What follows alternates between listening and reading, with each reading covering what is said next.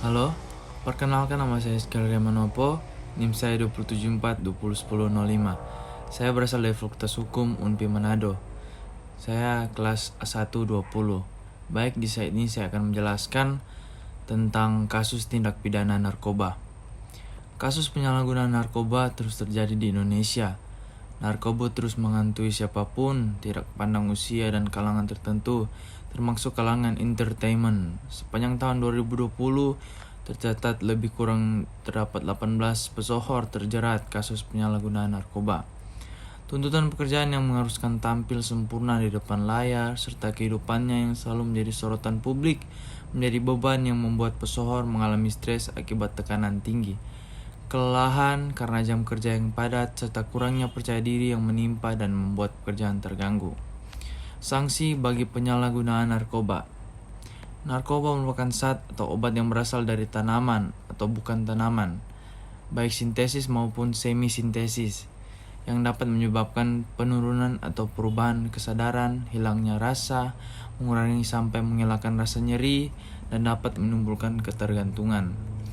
Undang-Undang Nomor 35 Tahun 2009 tentang narkotika atau UU Narkotika mengatur sanksi bagi penyalahgunaan narkoba serta pengedar narkoba didasarkan pada golongan, jenis, ukuran, dan jumlah narkotika. Penyalahan narkoba merupakan orang yang menggunakan narkoba tanpa hak atau melawan hukum. Sanksi yang dikenakan bagi penyalahgunaan narkoba terdapat dalam pasal 127 ayat 1 Undang-Undang Narkotika, yaitu yang pertama, narkotika golongan 1 bagi diri sendiri dipidana dengan pidana penjara paling lama 4 tahun. Yang kedua, narkotika golongan 2 bagi diri sendiri dipidana dengan pidana penjara paling lama 2 tahun. Dan yang ketiga, narkotika golongan 3 bagi diri sendiri dipidana dengan pidana penjara yang paling lama 1 tahun. Namun apabila penyalahgunaan terbukti sebagai korban penyalahgunaan narkoba, maka ia wajib menjalani rehabilitas. Hal tersebut selaras dengan pasal 127 ayat 3 dalam hal penyalahgunaan sebagaimana dimaksud pada ayat 1 dapat dibuktikan atau terbukti sebagai korban penyalahgunaan narkotika. Penyalahgunaan tersebut wajib menjalani rehabilitas medis dan rehabilitas sosial. Sanksi bagi pengedar narkoba. Pengedar narkoba merupakan orang yang menyalurkan dan menyerahkan narkoba. Sanksi yang diberikan kepada penyalahgunaan yang pengedar narkoba tentunya berbeda dengan penyalahgunaan narkoba.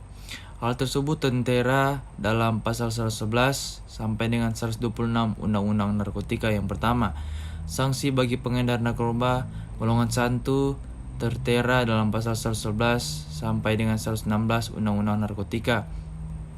Dijerat hukuman penjara minimal 4 tahun dan maksimal dipidana mati, serta denda paling sedikit 800 juta rupiah dan paling banyak 10 miliar rupiah. Dan yang kedua, sanksi bagi pengedar narkoba golongan 2 tertera dalam pasal 117 sampai dengan 121 Undang-Undang Narkotika, dijerat hukuman penjara minimal 4 tahun dan maksimal pidana mati, serta dengan denda paling sedikit 800 juta rupiah dan yang paling banyak 8 miliar rupiah. Sanksi bagi pengedar narkoba golongan 3 tertera dalam pasal 122 sampai dengan 126 Undang-Undang Narkotika, dijerat hukum penjara minimal 2 tahun penjara dan maksimal 12 tahun penjara, dan denda paling sedikit 400 juta rupiah dan paling banyak 5 miliar rupiah. Begitulah penjelasan singkat dari penyalahgunaan narkoba. Terima kasih.